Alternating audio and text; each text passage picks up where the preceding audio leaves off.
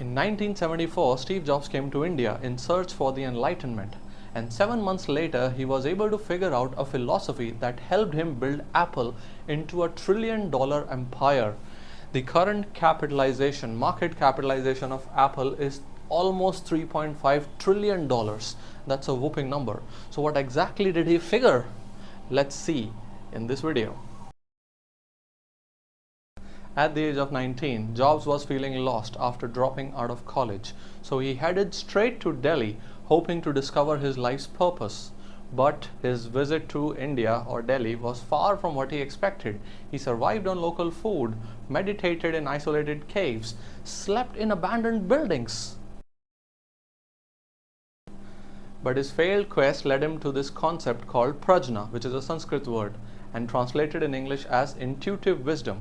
In the words of Steve Jobs, people in the countryside of India do not use their intellect like we do in the West. They use this thing called intuition, in fact an enhanced version of intuition mixed with intellect, which is definitely more powerful than just intellect. He also said this: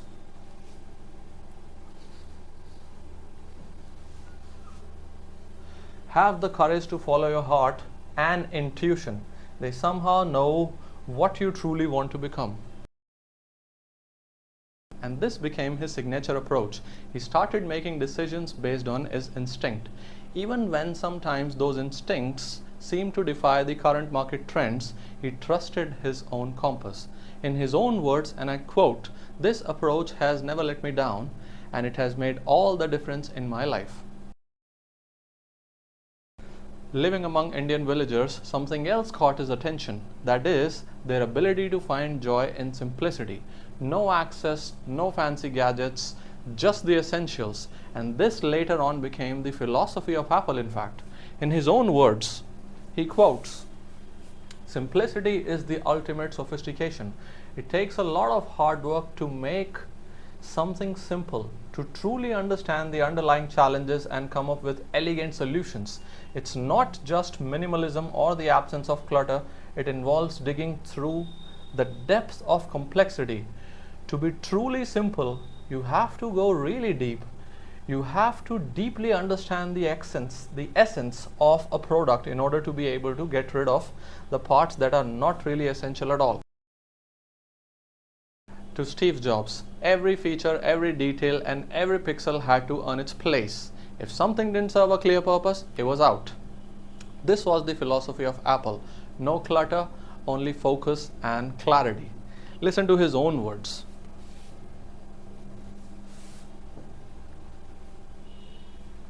We're not trying to do a lot of this stuff because it's not what we do. We don't think one company can do everything. So you've got to partner with people that are really good at stuff. Like, we're not, I mean, maybe Microsoft is great at search. We're not trying to be great at search. So we partner with people that are great at search. And we don't know how to do maps on the back end. We know how to do the best maps client in the world, but we don't know how to do the back end. So we partner with people that know how to do the back end. And what we want to do is be that consumer's device and that consumer's experience wrapped around all this information and things we can deliver to them in a wonderful user interface, in a coherent product. And so in some cases, we have to do more work than others. In the case of iTunes, there wasn't a music delivery service that was any good. We had to do one, so we'll do one. But in other cases, there's companies doing a way better job because we're not as good at this stuff as other people are, and we love to partner with them. And so, we selectively do that. And I think it's really hard for one company to do everything.